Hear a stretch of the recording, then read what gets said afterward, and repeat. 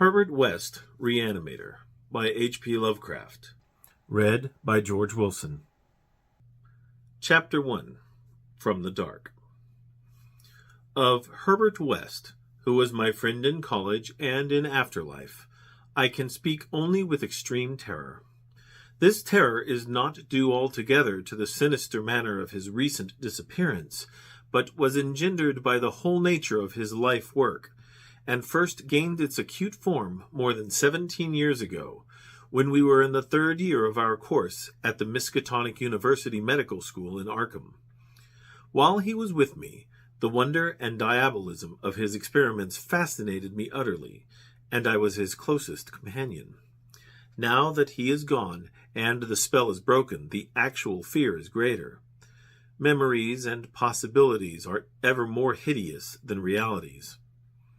The first horrible incident of our acquaintance was the greatest shock I ever experienced, and it is only with reluctance that I repeat it. As I have said, it happened when we were in the medical school, where West had already made himself notorious through his wild theories on the nature of death and the possibility of overcoming it artificially. His views, which were widely ridiculed by the faculty and his fellow students, hinged on the essentially mechanistic nature of life, and concerned means for operating the organic machinery of mankind by calculated chemical action after the failure of natural processes. In his experiments with various animating solutions, he had killed and treated immense numbers of rabbits, guinea pigs, cats, dogs, and monkeys, till he had become the prime nuisance of the college.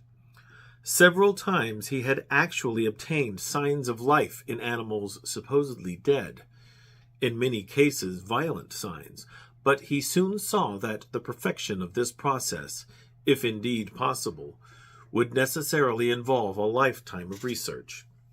It likewise became clear that, since the same solution never worked alike on different organic species, he would require human subjects for further and more specialized progress.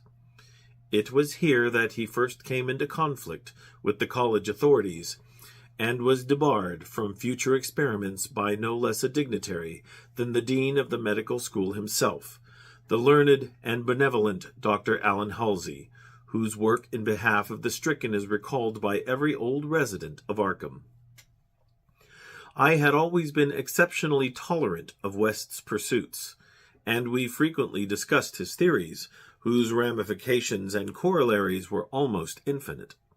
Holding with Haeckel that all life is a chemical and physical process, and that the so-called soul is a myth, my friend believed that artificial reanimation of the dead can depend only on the condition of the tissues, and that unless actual decomposition has set in, a corpse fully equipped with organs may with suitable measures be set going again in the peculiar fashion known as life. That the psychic or intellectual life might be impaired by the slight deterioration of sensitive brain cells, which even a short period of death would be apt to cause, West fully realized. It had at first been his hope to find a reagent which would restore vitality before the actual advent of death, and only repeated failures on animals had shewn him that the natural and artificial life motions were incompatible. He then sought extreme freshness in his specimens, injecting his solutions into the blood immediately after the extinction of life. It was this circumstance which made the professors so carelessly skeptical, for they felt that true death had not occurred in any case. They did not stop to view the matter closely and reasoningly. It was not long after the faculty had interdicted his work that West confided to me his resolution to get fresh human bodies in some manner, and continue in secret the experiments he could no longer perform openly. To hear him discussing ways and means was rather ghastly, for at the college we had never procured anatomical specimens ourselves. Whenever the morgue proved inadequate, 2 local Negroes attended to this matter, and they were seldom questioned. West was then a small, slender, spectacled youth with delicate features, yellow hair, pale blue eyes, and a soft voice, and it was uncanny to hear him dwelling on the relative merits of Christchurch Cemetery and the Potter's Field. We finally decided on the Potter's Field, because practically every body in Christchurch was embalmed, a thing of course ruinous to West's researches. I was by this time his active and enthralled assistant, and helped him make all his decisions, not only concerning the source of bodies, but concerning a suitable place for our loathsome work. It was I who thought of the deserted Chapman farmhouse beyond Meadow Hill, where we fitted up on the ground floor an operating room and a laboratory, each with dark curtains to conceal our midnight doings. The place was far from any road, and in sight of no other house, yet precautions were none the less necessary, since rumors of strange lights, started by chance nocturnal roamers, would soon bring disaster on our enterprise. It was agreed to call the whole thing a chemical laboratory if discovery should occur. Gradually we equipped our sinister haunt of science with materials either purchased in Boston or quietly borrowed from the college, materials carefully made unrecognizable save to expert eyes, and provided spades and picks for the many burials we should have to make in the cellar.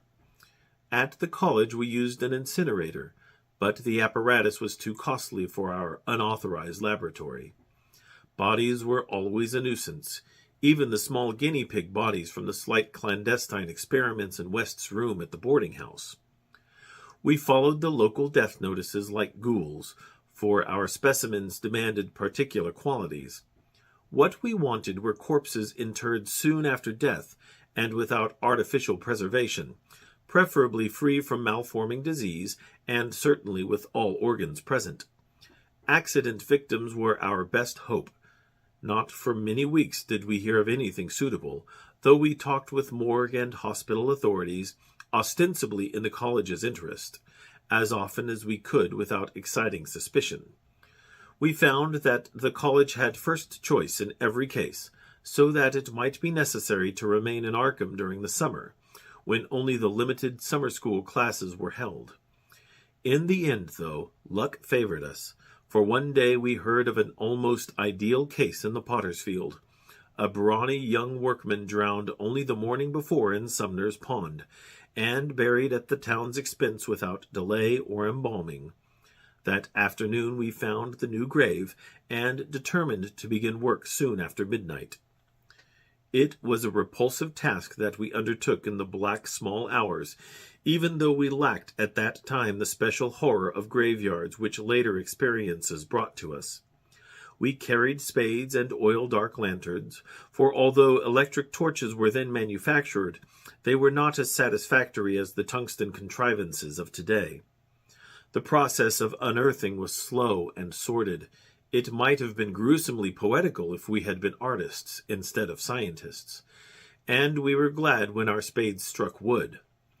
When the pine box was fully uncovered, West scrambled down and removed the lid, dragging out and propping up the contents. I reached down and hauled the contents out of the grave, and then both toiled hard to restore the spot to its former appearance. The affair made us rather nervous, especially the stiff form and vacant face of our first trophy, but we managed to remove all traces of our visit. When we had patted down the last shovelful of earth, we put the specimen in a canvas sack and set out for the old Chapman place beyond Meadow Hill.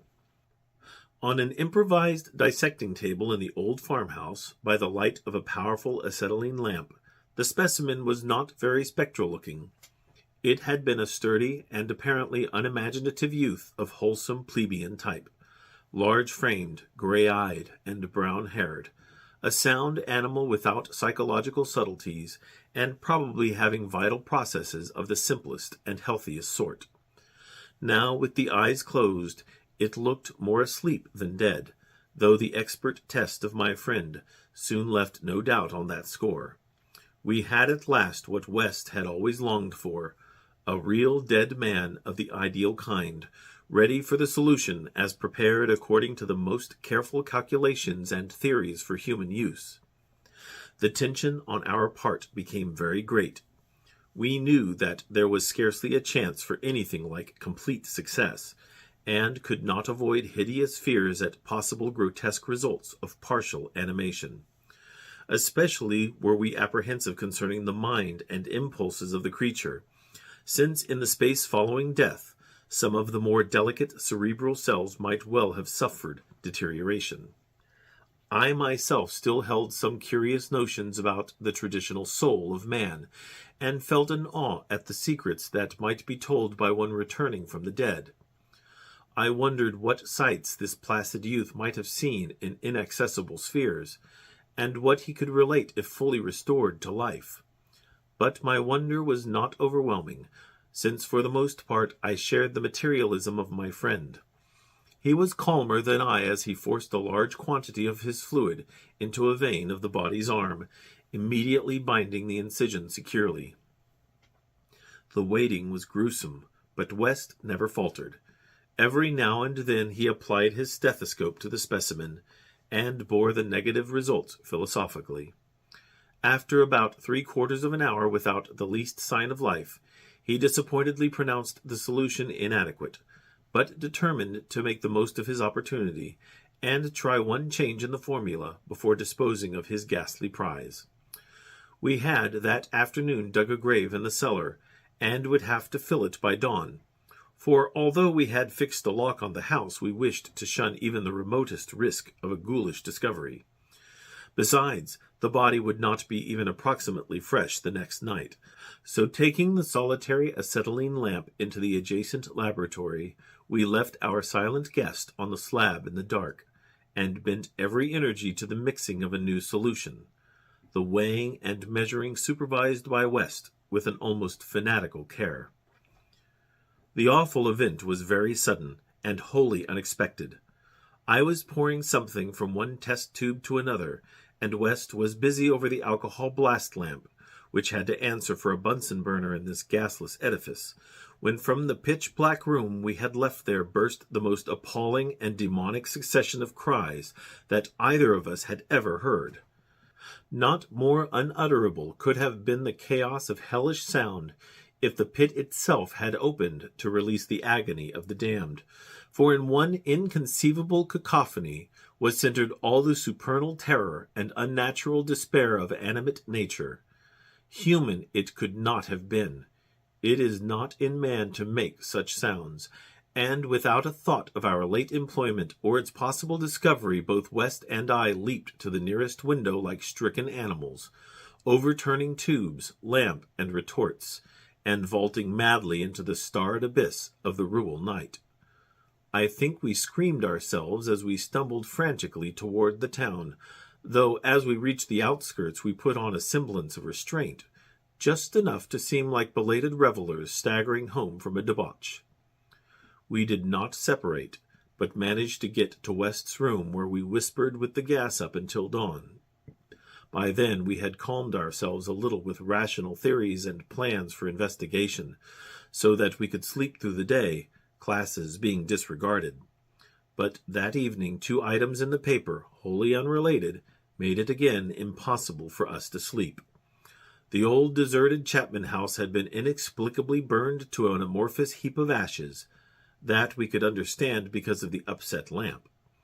Also, an attempt had been made to disturb a new grave in the potter's field, as if by futile and spadeless clawing at the earth.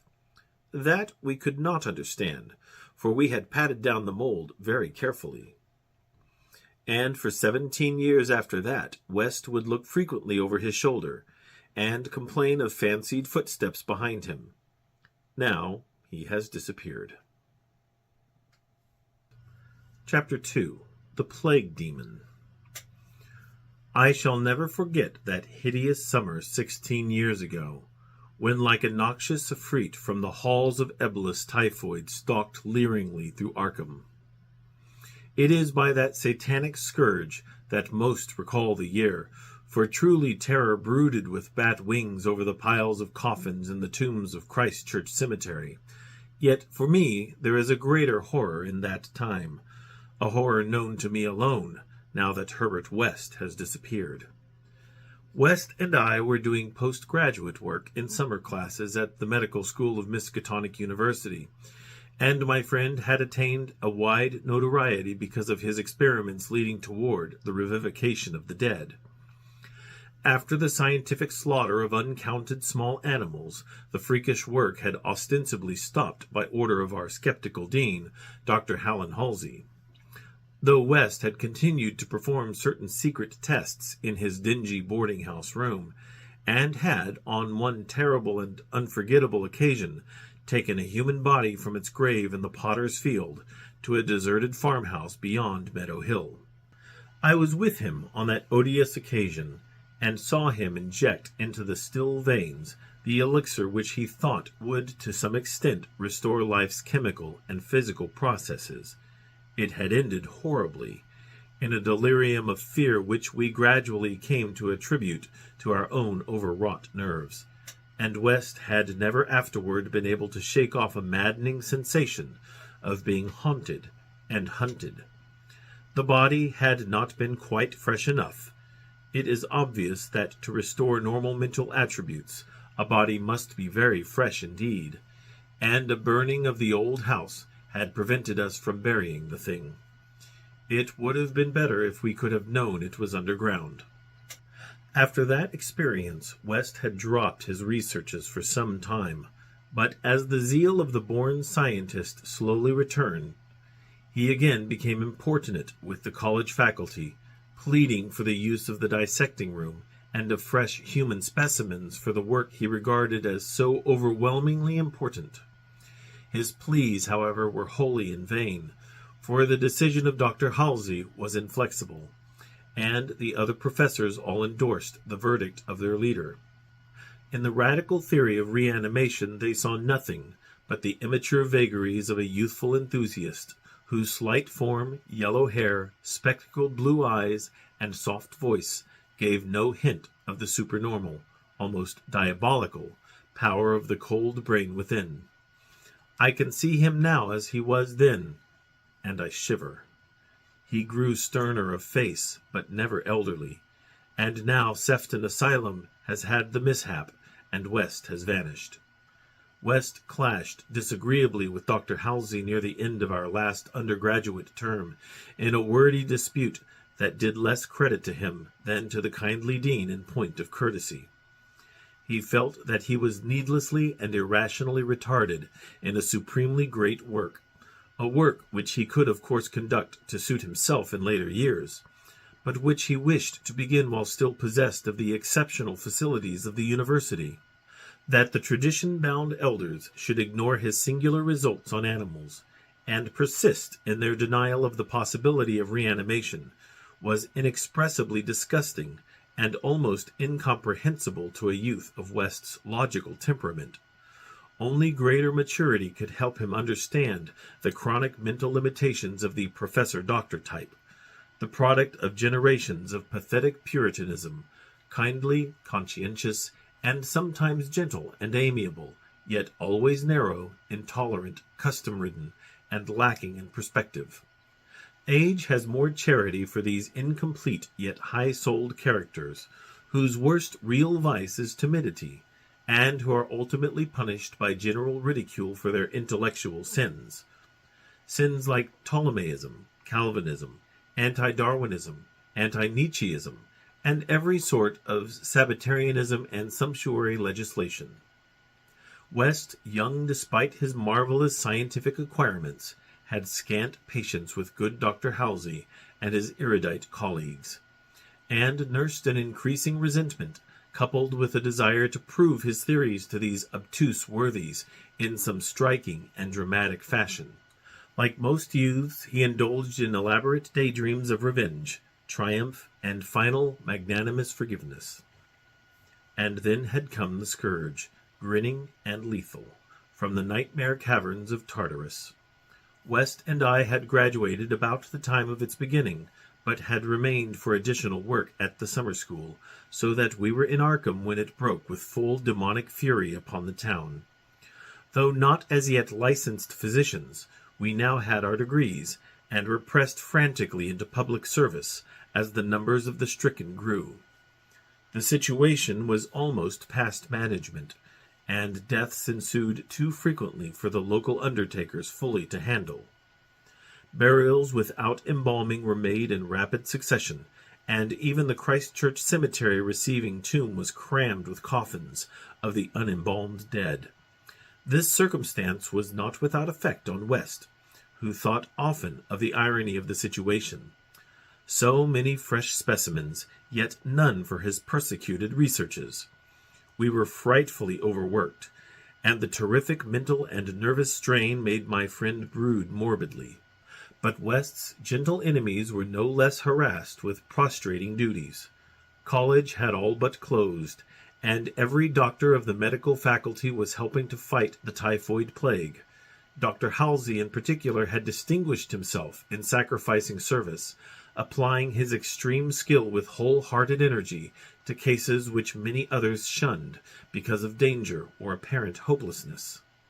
Before a month was over, the fearless dean had become a popular hero, though he seemed unconscious of his fame as he struggled to keep from collapsing with physical fatigue and nervous exhaustion.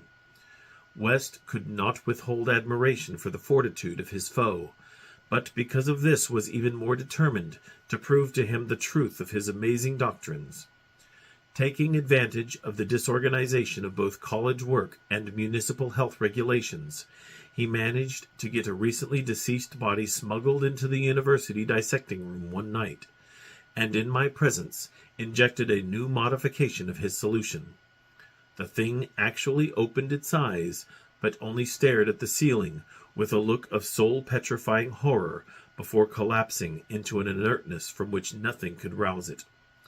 West said it was not fresh enough. The hot summer air does not favor corpses.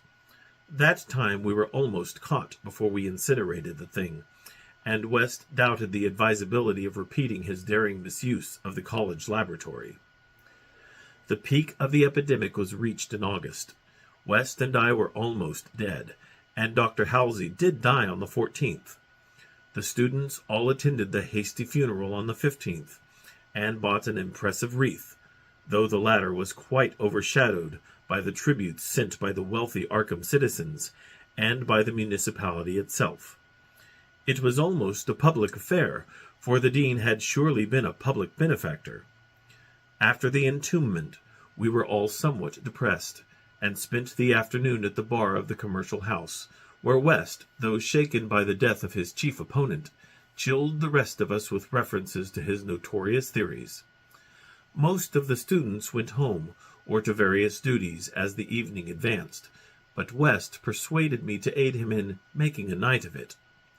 West's landlady saw us arrive at his room about 2 a.m, with a third man between us, and told her husband that we had all evidently dined and wined rather well. Apparently this acidulous matron was right, for about 3 a.m. the whole house was aroused by cries coming from West's room, where when they broke down the door they found the two of us unconscious on the blood-stained carpet, beaten, scratched, and mauled, with the broken remnants of West's bottles and instruments around us. Only an open window told what had become of our assailant, and many wondered how he himself had fared after the terrific leap from the second story to the lawn which he must have made. There were some strange garments in the room, but West, upon regaining consciousness, said they did not belong to the stranger, but were specimens collected for the bacteriological analysis in the course of investigations on the transmission of germ diseases.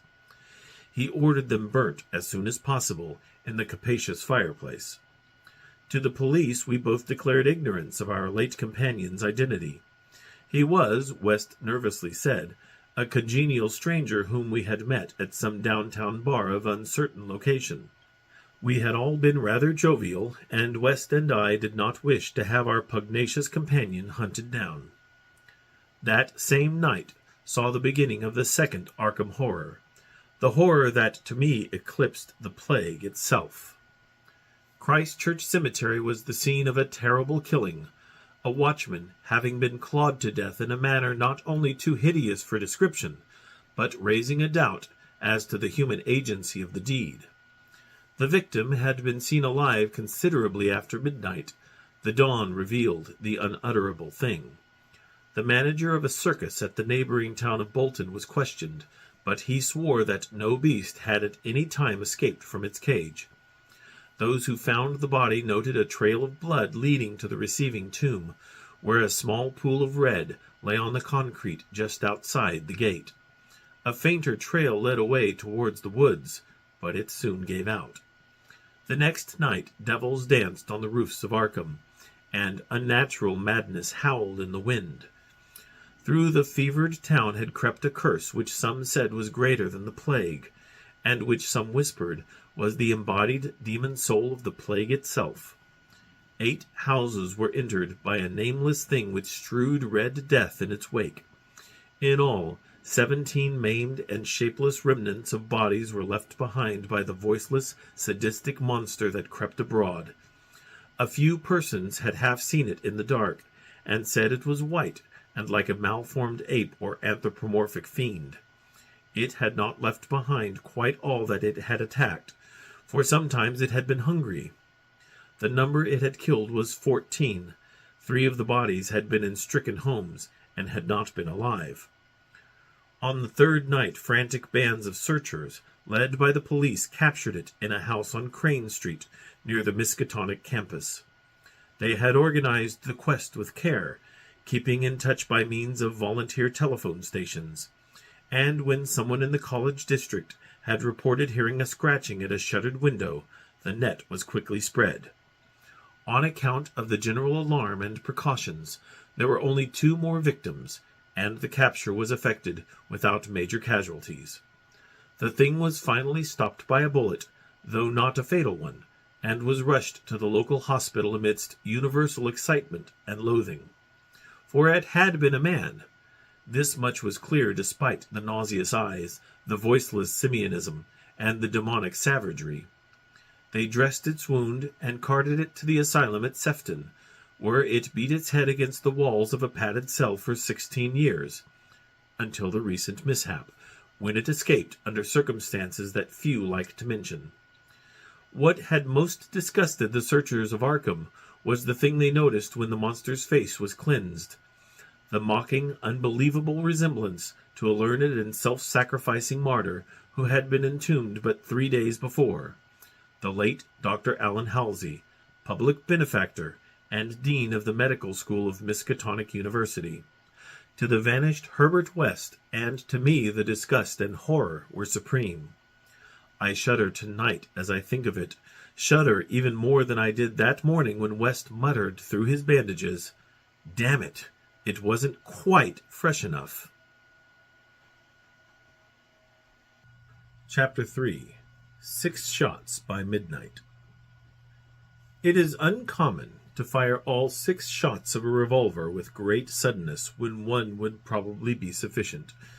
But many things in the life of Herbert West were uncommon. It is, for instance, not often that a young physician leaving college is obliged to conceal the principles which guide his selection of a home and office, yet that was the case with Herbert West. When he and I obtained our degrees at the medical school of Miskatonic University, and sought to relieve our poverty by setting up as general practitioners, we took great care not to say that we chose our house because it was fairly well isolated, and as near as possible to the potter's field. Reticence such as this is seldom without a cause, nor indeed was ours, for our requirements were those resulting from a life work distinctly unpopular. Outwardly we were doctors only, but beneath the surface were aims of far greater and more terrible moment, for the essence of Herbert West's existence was a quest amid black and forbidden realms of the unknown, in which he hoped to uncover the secret of life and restore to perpetual animation the graveyard's cold clay. Such a quest demands strange materials, among them fresh human bodies, and in order to keep supplied with these indispensable things, one must live quietly and not far from a place of informal interment. West and I had met in college, and I had been the only one to sympathize with his hideous experiments. Gradually I had come to be his inseparable assistant, and now that we were out of college, we had to keep together, It was not easy to find a good opening for 2 doctors in company, but finally the influence of the university secured us a practice in Bolton, a factory town near Arkham, the seat of the college. The Bolton worsted mills are the largest in the Miskatonic Valley, and their polyglot employees are never popular as patients with the local physicians.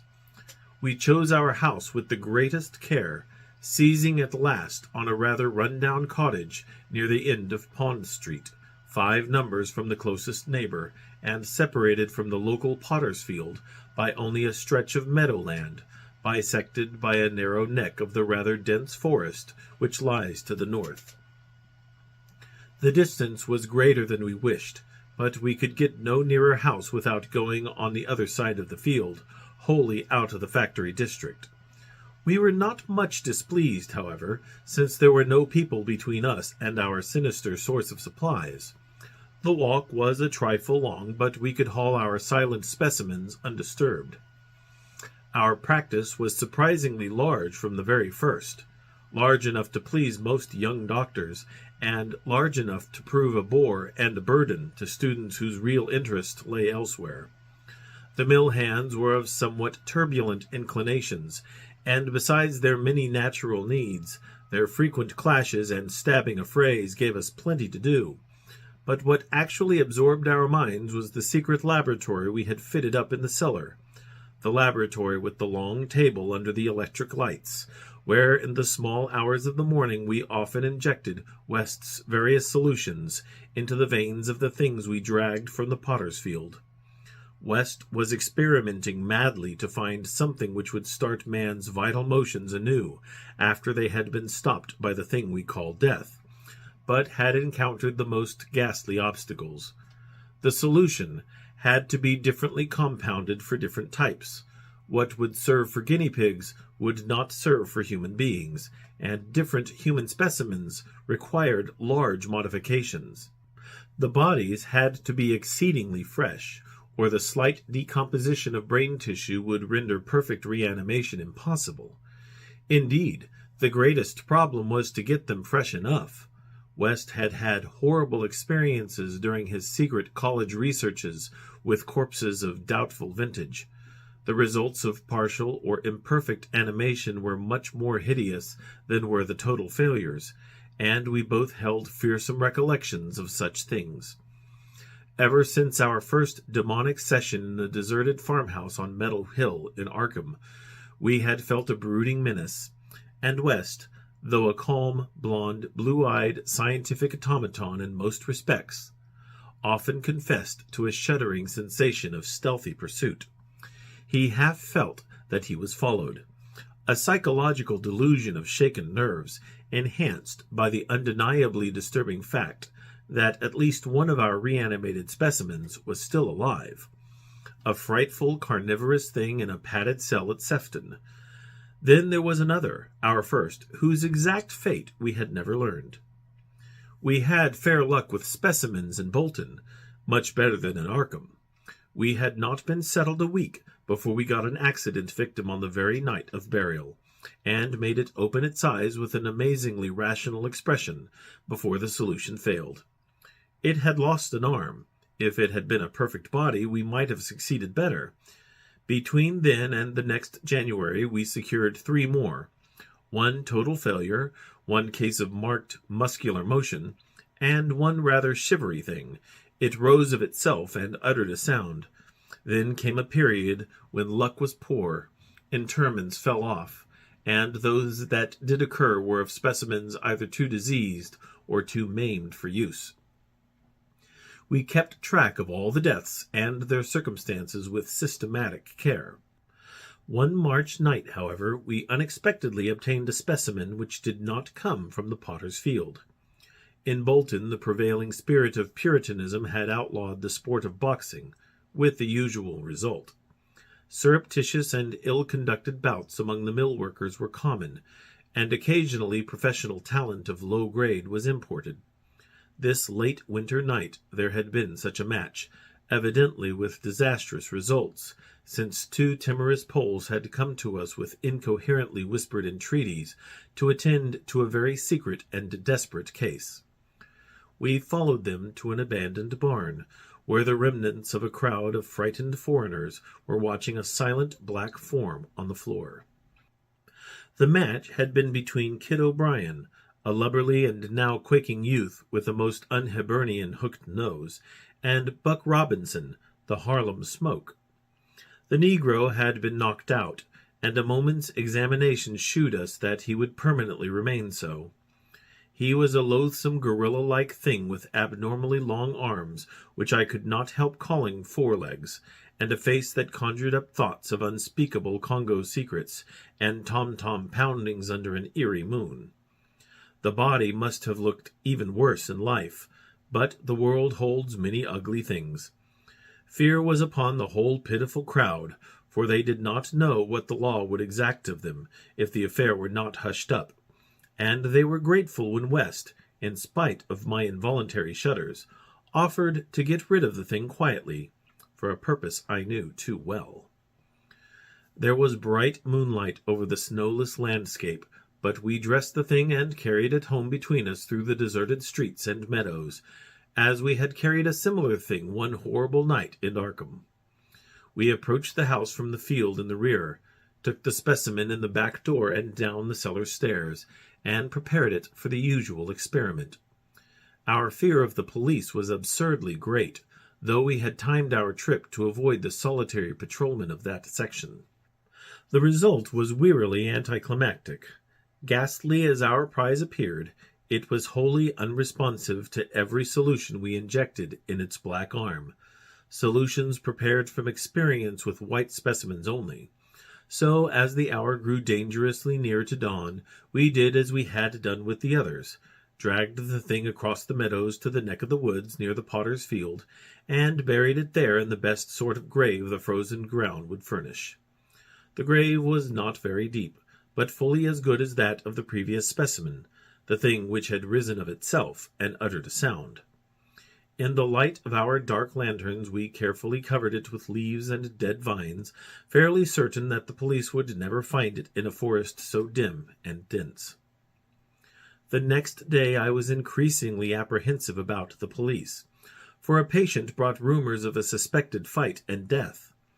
West had still another source of worry, for he had been called in the afternoon to a case which ended very threateningly.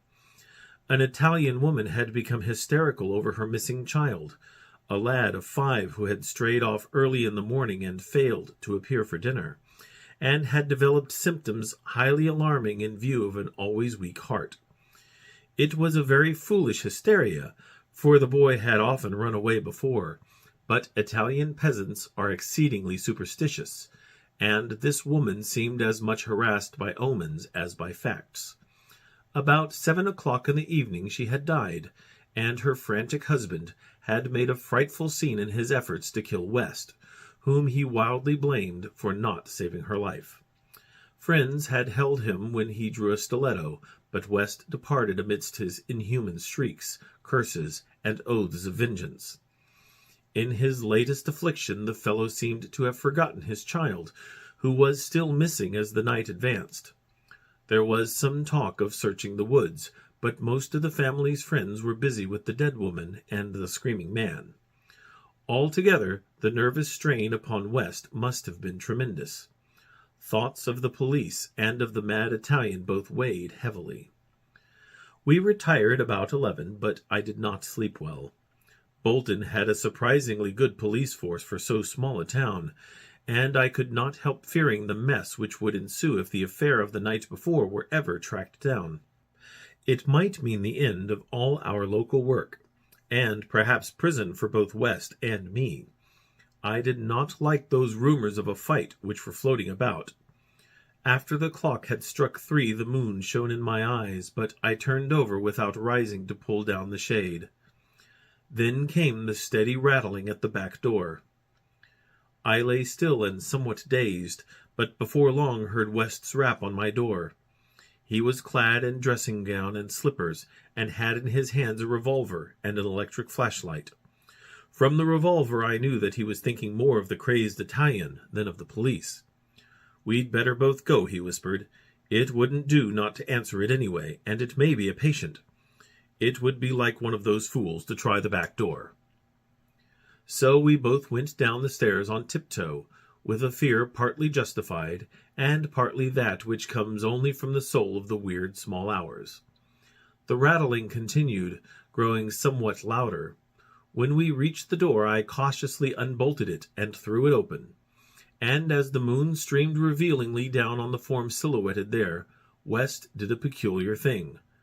Despite the obvious danger of attracting notice and bringing down on our heads the dreaded police investigation, a thing which, after all, was mercifully averted by the relative isolation of our cottage, my friend suddenly, excitedly, and unnecessarily emptied all 6 chambers of his revolver into the nocturnal visitor. For that visitor was neither Italian nor policeman. Looming hideously against the spectral moon was a gigantic, misshapen thing, not to be imagined save in nightmares, a glassy-eyed, ink-black apparition nearly on all fours, covered with bits of mold, leaves, and vines, foul with caked blood, and having between its glistening teeth a snow-white, terrible cylindrical object terminating in a tiny hand.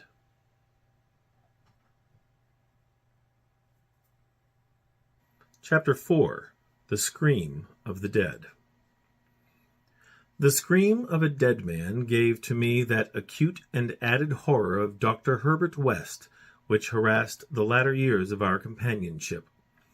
It is natural that such a thing as a dead man's scream should give horror, for it is obviously not a pleasing or ordinary occurrence.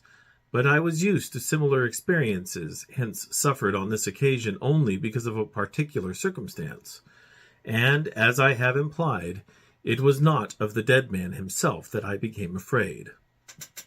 Herbert West, whose associate and assistant I was, possessed scientific interests far beyond the usual routine of a village physician. That was why, when establishing his practice in Bolton, he had chosen an isolated house near the Potter's Field. Briefly and brutally stated, West's sole absorbing interest was a secret study of the phenomena of life and its cessation, leading toward the reanimation of the dead through injections of an excitant solution. For this ghastly experimenting it was necessary to have a constant supply of very fresh human bodies.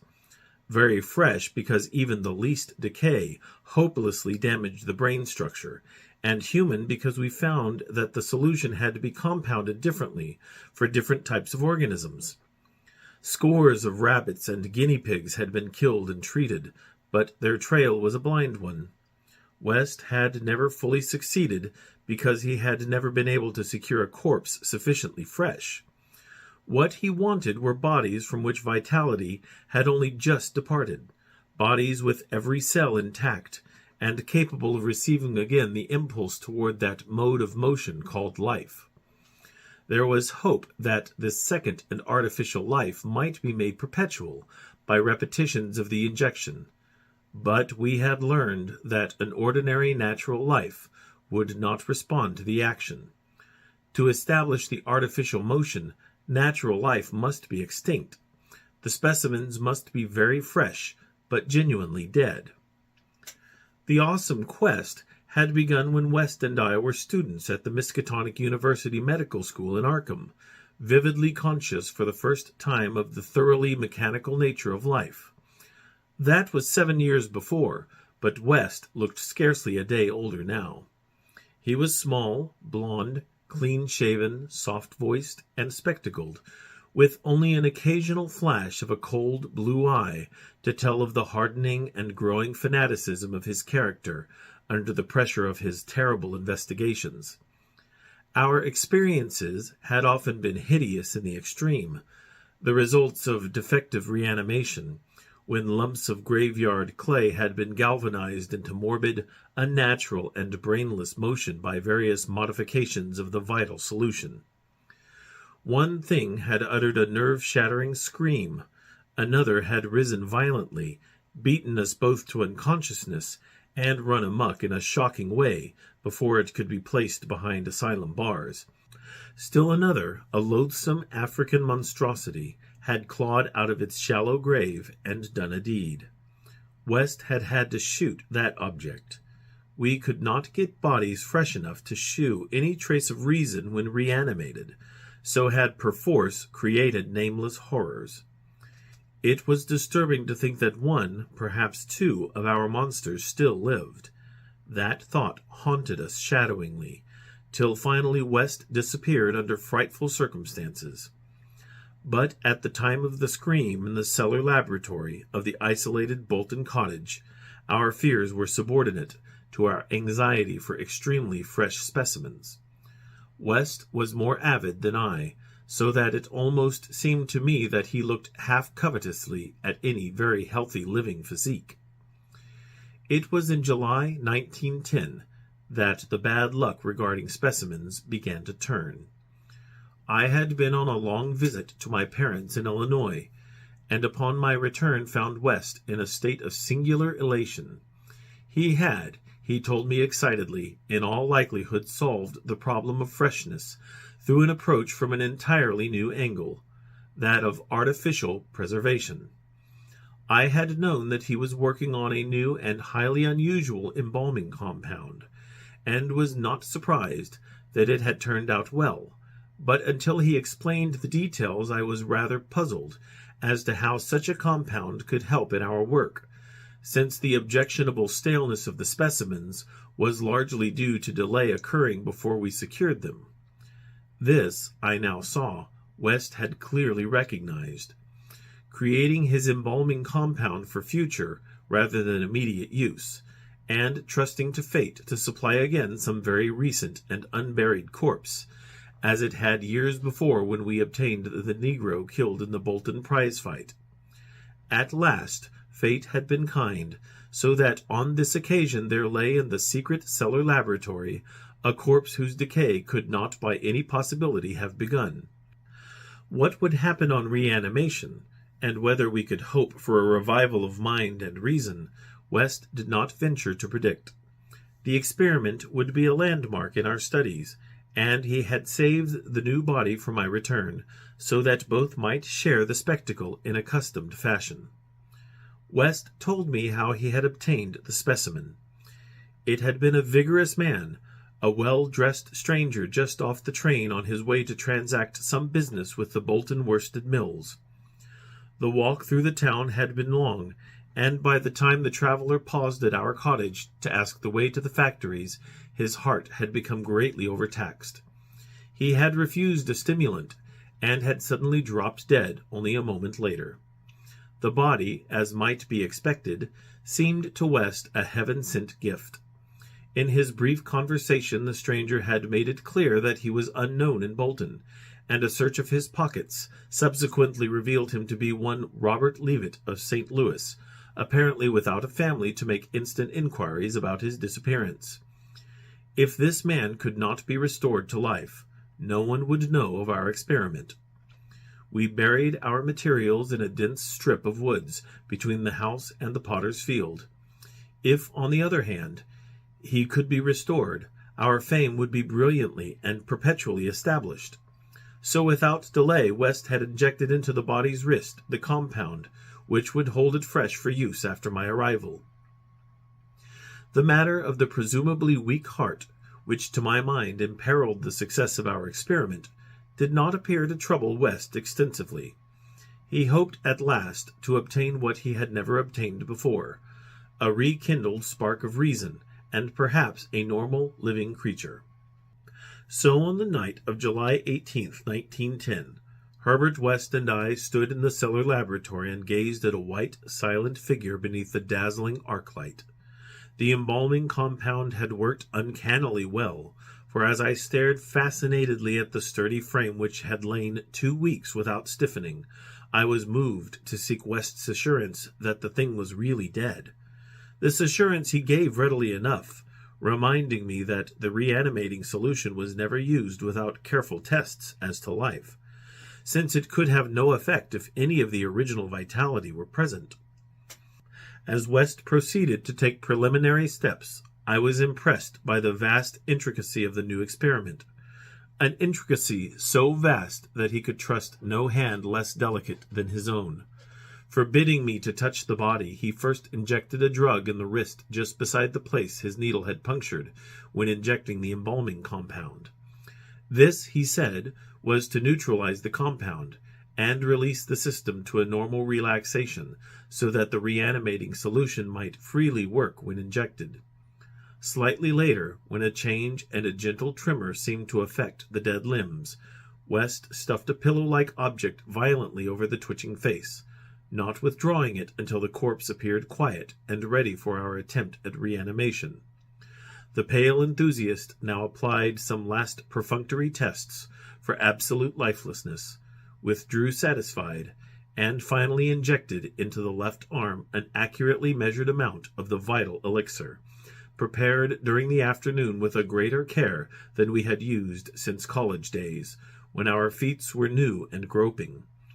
I cannot express the wild, breathless suspense with which we waited for results on this first really fresh specimen, the first we could reasonably expect to open its lips in rational speech, perhaps to tell of what it had seen beyond the unfathomable abyss.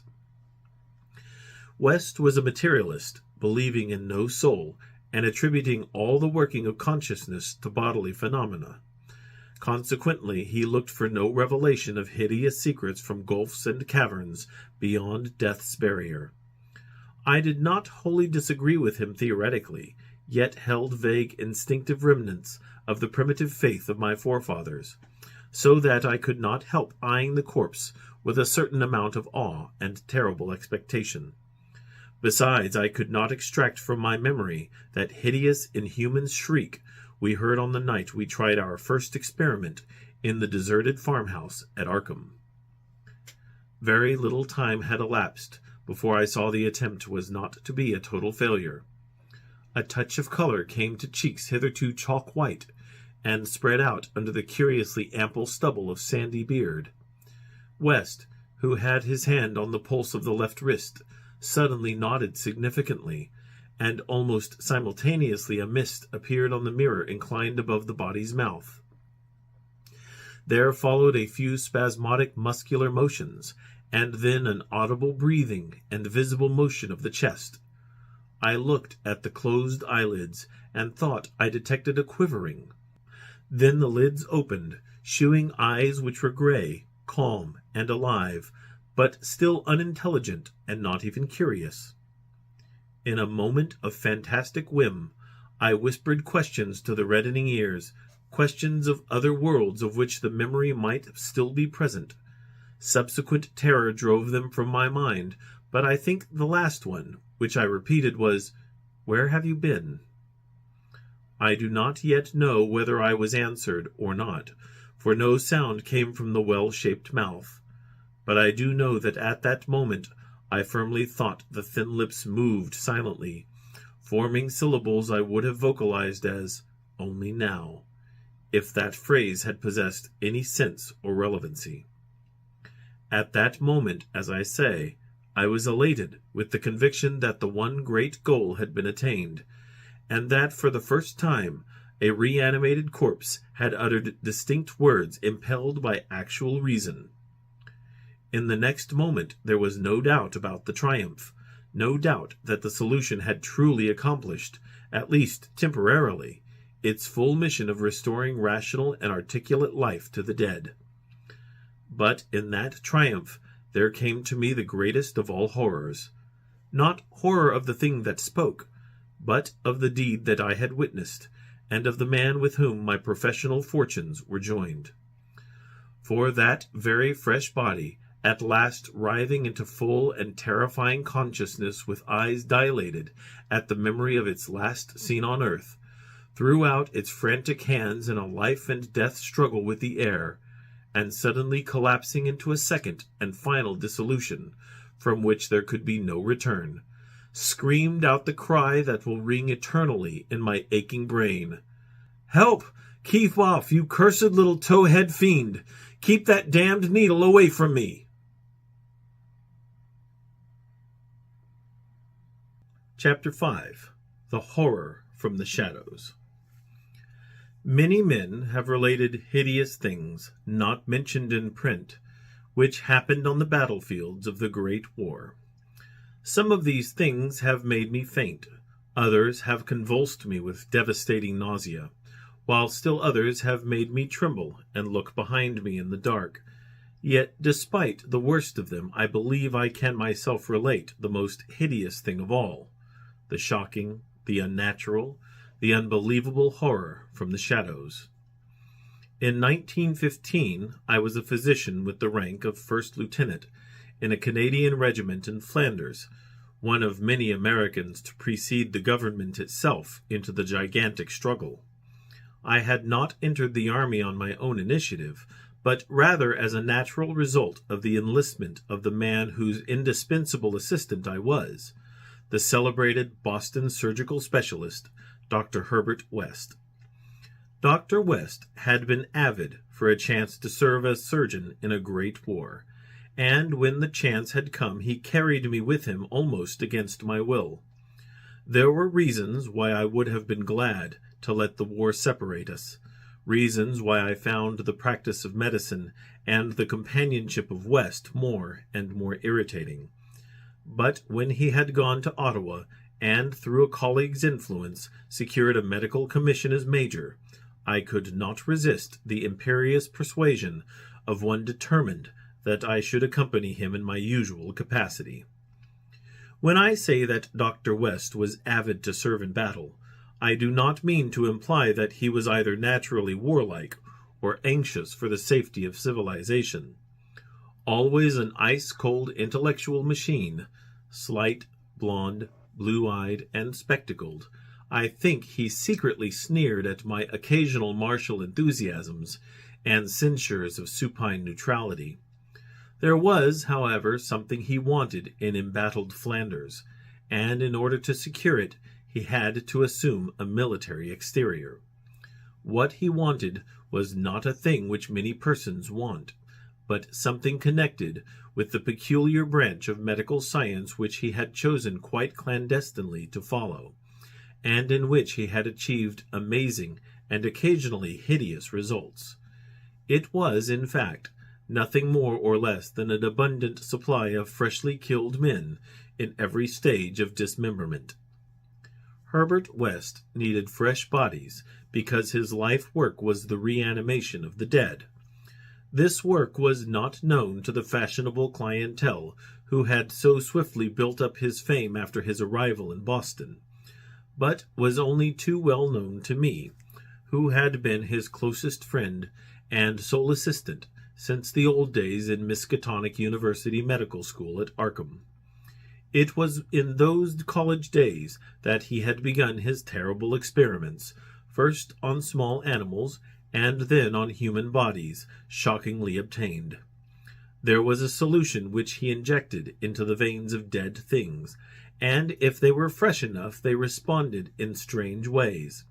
He had had much trouble in discovering the proper formula, for each type of organism was found to need a stimulus especially adapted to it. Terror stalked him when he reflected on his partial failures, nameless things resulting from imperfect solutions or from bodies insufficiently fresh. A certain number of those failures had remained alive.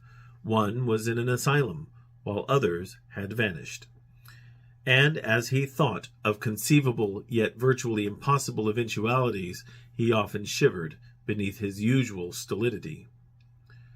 West had soon learned that absolute freshness was the prime requisite for useful specimens, and had accordingly resorted to frightful and unnatural expedients in body snatching.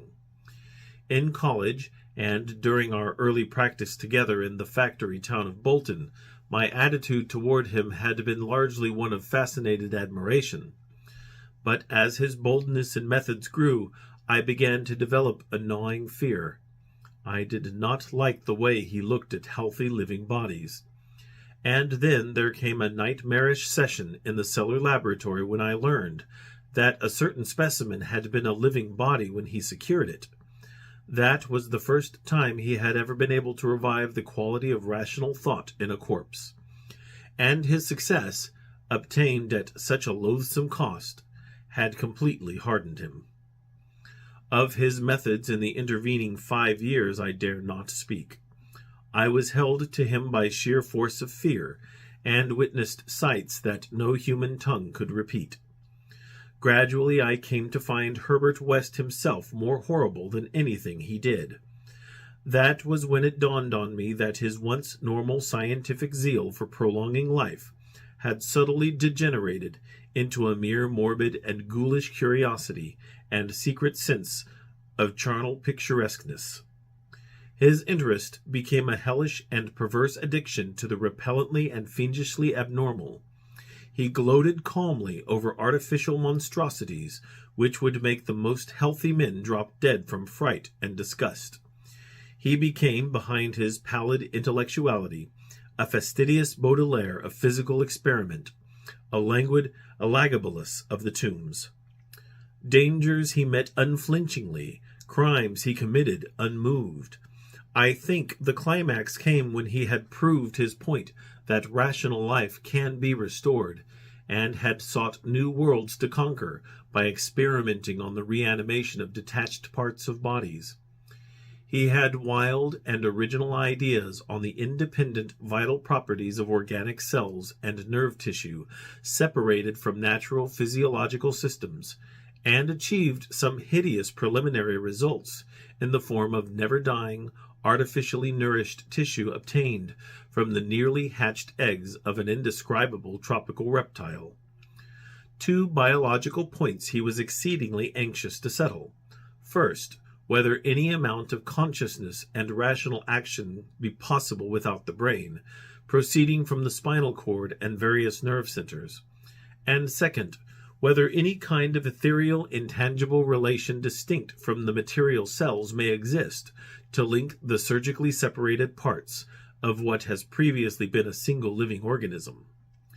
All this research work required a prodigious supply of freshly slaughtered human flesh, and that was why Herbert West had entered the Great War. The phantasmal, unmentionable thing occurred one midnight late in March 1915 in a field hospital behind the lines at St. Eloi. I wonder even now if it could have been other than a demonic dream of delirium. West had a private laboratory in an east room of the barn-like temporary edifice, assigned him on his plea that he was devising new and radical methods for the treatment of hitherto hopeless cases of maiming. There he worked like a butcher in the midst of his gory wares. I could never get used to the levity with which he handled and classified certain things.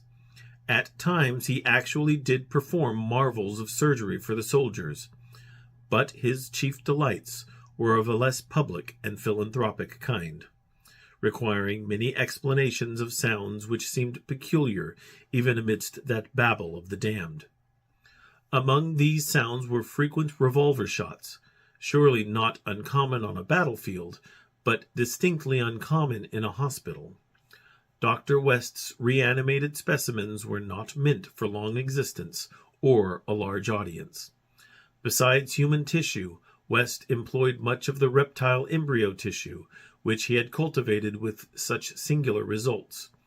It was better than human material for maintaining life in organless fragments, and that was now my friend's chief activity. In a dark corner of the laboratory, over a queer incubating burner, he kept a large covered vat full of this reptilian cell matter, which multiplied and grew puffily and hideously. On the night of which I speak we had a splendid new specimen, a man at once physically powerful and of such high mentality that a sensitive nervous system was assured. It was rather ironic, for he was the officer who had helped West to his commission, and who was now to have been our associate. Moreover, he had in the past secretly studied the theory of reanimation to some extent under West. Major Sir Eric Morland Clapham Lee, D.S.O., was the greatest surgeon in our division, and had been hastily assigned to the St. Eloi sector when news of the heavy fighting reached headquarters. He had come in an aeroplane piloted by the intrepid Lieutenant Ronald Hill, only to be shot down when directly over his destination. The fall had been spectacular and awful. Hill was unrecognizable afterward, but the wreck yielded up the great surgeon in a nearly decapitated but otherwise intact condition. West had greedily seized the lifeless thing which had once been his friend and fellow scholar, and I shuddered when he finished severing the head, placed it in his hellish vat of pulpy reptile tissue to preserve it for future experiments, and proceeded to treat the decapitated body on the operating table. He injected new blood, joined certain veins, arteries, and nerves at the headless neck, and closed the ghastly aperture with engrafted skin from an unidentified specimen which had borne an officer's uniform. I knew what he wanted: to see if this highly organized body could exhibit, without its head, any of the signs of mental life which had distinguished Sir Eric Morland Clapham Lee. Once a student of reanimation, this silent trunk was now gruesomely called upon to exemplify it. I can still see Herbert West under the sinister electric light as he injected his reanimating solution into the arm of the headless body. The scene I cannot describe. I should faint if I tried it, for there is madness in a room full of classified charnel things, with blood and lesser human debris almost ankle-deep on the slimy floor, and with hideous reptilian abnormalities sprouting, bubbling, and baking over a winking bluish-green spectre of dim flame in a far corner of black shadows. The specimen, as West repeatedly observed, had a splendid nervous system. Much was expected of it, and as a few twitching motions began to appear, I could see the feverish interest on West's face. He was ready, I think, to see proof of his increasingly strong opinion that consciousness, reason, and personality can exist independently of the brain, that man has no central connective spirit, but is merely a machine of nervous matter, each section more or less complete in itself. In one triumphant demonstration, West was about to relegate the mystery of life to the category of myth. The body now twitched more vigorously, and beneath our avid eyes commenced to heave in a frightful way. The arms stirred disquietingly, the legs drew up, and various muscles contracted in a repulsive kind of writhing. Then the headless thing threw out its arms in a gesture which was unmistakably one of desperation, an intelligent desperation apparently sufficient to prove every theory of Herbert West.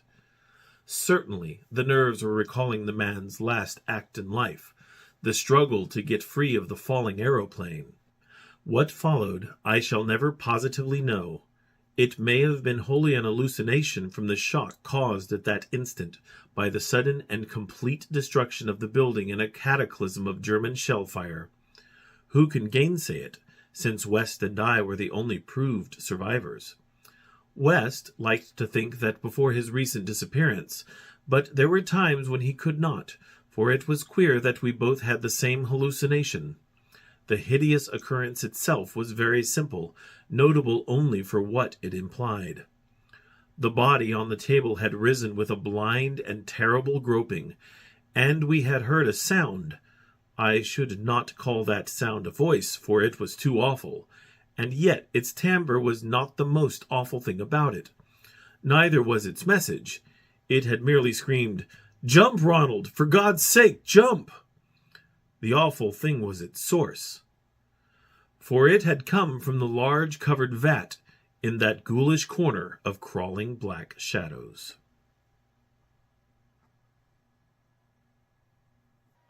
Chapter 6. The Tomb Legions. When Dr. Herbert West disappeared a year ago, the Boston police questioned me closely. They suspected that I was holding something back, and perhaps suspected graver things, but I could not tell them the truth, because they would not have believed it. They knew, indeed, that West had been connected with activities beyond the credence of ordinary men, for his hideous experiments in the reanimation of dead bodies had long been too extensive to admit of perfect secrecy. But the final soul-shattering catastrophe held elements of demonic fantasy, which make even me doubt the reality of what I saw. I was West's closest friend and only confidential assistant. We had met years before in medical school, and from the first I had shared his terrible researches. He had slowly tried to perfect a solution which, injected into the veins of the newly deceased, would restore life, a labor demanding an abundance of fresh corpses, and therefore involving the most unnatural actions. Still more shocking were the products of some of the experiments. Grisly masses of flesh that had been dead, but that West waked to a blind, brainless, nauseous animation. These were the usual results, for in order to reawaken the mind, it was necessary to have specimens so absolutely fresh that no decay could possibly affect the delicate brain cells. This need for very fresh corpses had been West's moral undoing. They were hard to get, and one awful day he had secured his specimen while it was still alive and vigorous. A struggle, a needle, and a powerful alkaloid had transformed it to a very fresh corpse, and the experiment had succeeded for a brief and memorable moment. But West had emerged with a soul calloused and seared, and a hardened eye which sometimes glanced with a kind of hideous and calculating appraisal at men of especially sensitive brain and especially vigorous physique. Toward the last, I became acutely afraid of West, for he began to look at me that way. People did not seem to notice his glances, but they noticed my fear, and after his disappearance used that as a basis for some absurd suspicions. West, in reality, was more afraid than I, for his abominable pursuits entailed a life of furtiveness and dread of every shadow. Partly it was the police he feared, but sometimes his nervousness was deeper and more nebulous, touching on certain indescribable things into which he had injected a morbid life, and from which he had not seen that life depart. He usually finished his experiments with a revolver, but a few times he had not been quick enough. There was that first specimen on whose rifled grave marks of clawing were later seen. There was also that Arkham professor's body, which had done cannibal things before it had been captured and thrust unidentified into a madhouse cell at Sefton, where it beat the walls for 16 years. Most of the other possible surviving results were things less easy to speak of. For in later years West's scientific zeal had degenerated to an unhealthy and fantastic mania, and he had spent his chief skill in vitalizing not entire human bodies, but isolated parts of bodies, or parts joined to organic matter other than human. It had become fiendishly disgusting by the time he disappeared. Many of the experiments could not even be hinted at in print. The Great War, through which both of us served as surgeons, had intensified this side of West. In saying that West's fear of his specimens was nebulous, I have in mind particularly its complex nature. Part of it came merely from knowing of the existence of such nameless monsters, while another part arose from apprehension of the bodily harm they might under certain circumstances do him. Their disappearance added horror to the situation. Of them all, West knew the whereabouts of only one, the pitiful asylum thing. Then there was a more subtle fear, a very fantastic sensation resulting from a curious experiment in the Canadian Army in 1915. West, in the midst of a severe battle, had reanimated Major Sir Eric Moreland Clapham Lee, D.S.O., a fellow physician who knew about his experiments and could have duplicated them. The head had been removed, so that the possibilities of quasi-intelligent life in the trunk might be investigated. Just as the building was wiped out by a German shell, there had been a success. The trunk had moved intelligently, and, unbelievable to relate, we were both sickeningly sure that articulate sounds had come from the detached head, as it lay in a shadowy corner of the laboratory. The shell had been merciful in a way, but West could never feel as certain as he wished that we two were the only survivors. He used to make shuddering conjectures about the possible actions of a headless physician with the power of reanimating the dead. West's last quarters were in a venerable house of much elegance, overlooking one of the oldest burying grounds in Boston. He had chosen the place for purely symbolic and fantastically aesthetic reasons, since most of the interments were of the colonial period, and therefore of little use to a scientist seeking very fresh bodies.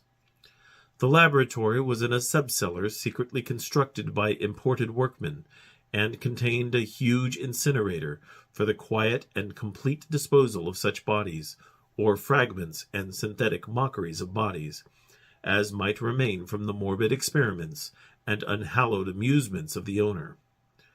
During the excavation of this cellar, the workmen had struck some exceedingly ancient masonry, undoubtedly connected with the old burying ground, yet far too deep to correspond with any known sepulchre therein. After a number of calculations, West decided that it represented some secret chamber beneath the tomb of the Averills, where the last interment had been made in 1768. I was with him when he studied the nitrous-dripping walls laid bare by the spades and mattocks of the men, and was prepared for the gruesome thrill which would attend the uncovering of centuried grave secrets. But for the first time West's new timidity conquered his natural curiosity, and he betrayed his degenerating fiber by ordering the masonry left intact and plastered over. Thus it remained till that final hellish night. Part of the walls of the secret laboratory. I speak of West's decadence, but must add that it was purely a mental and intangible thing.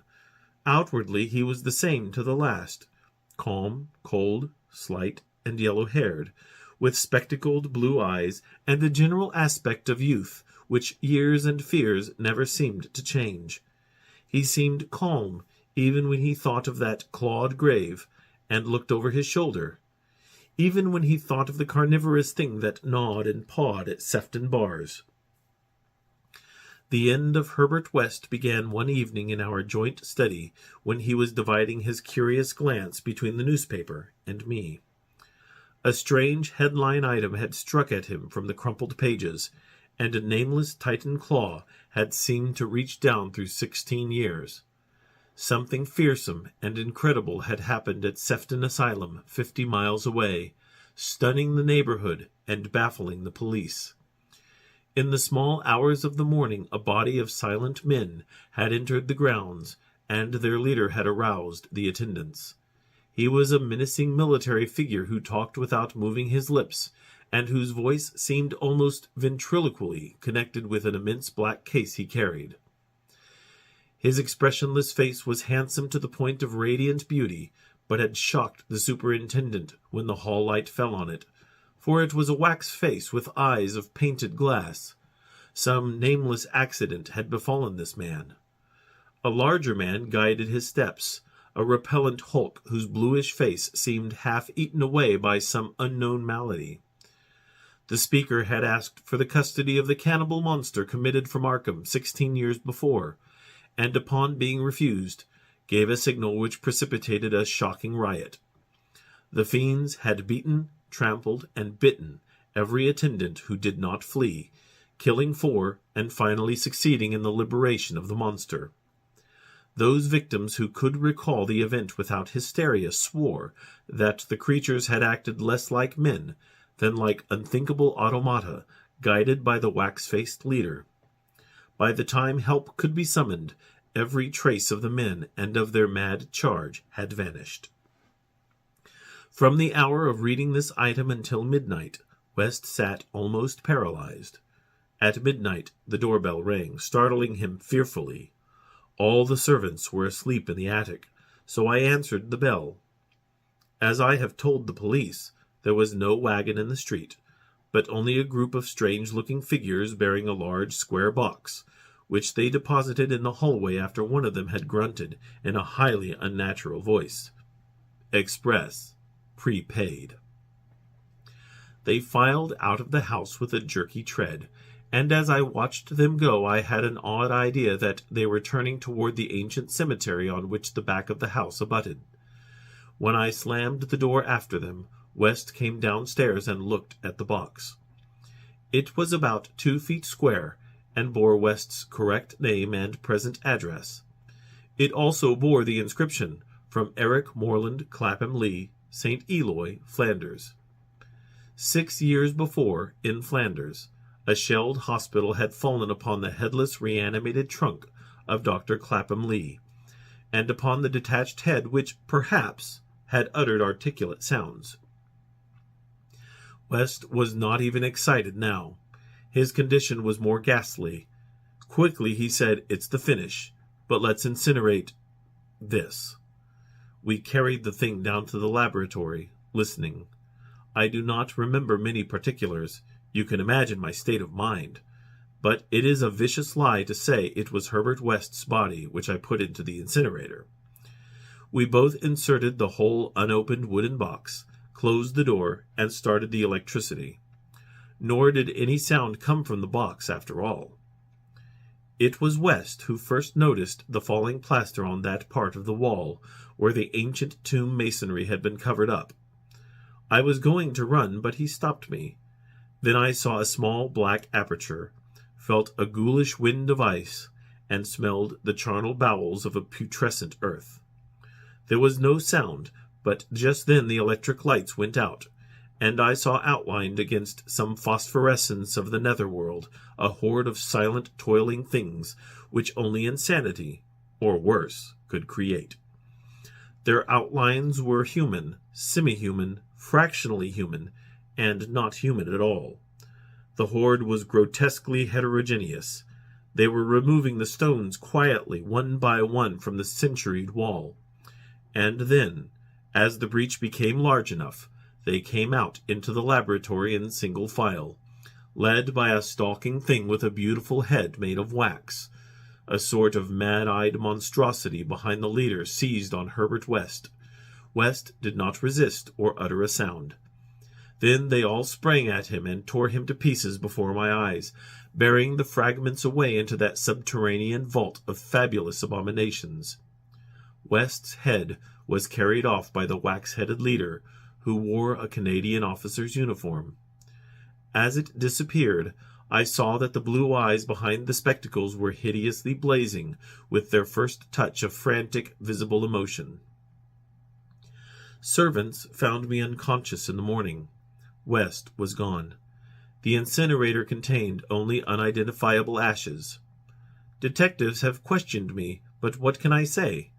The Sefton tragedy they will not connect with West, not that, nor the men with the box, whose existence they deny. I told them of the vault, and they pointed to the unbroken plaster wall and laughed, so I told them no more. They imply that I am a madman or a murderer. Probably I am mad, but I might not be mad if those accursed tomb legions had not been so silent.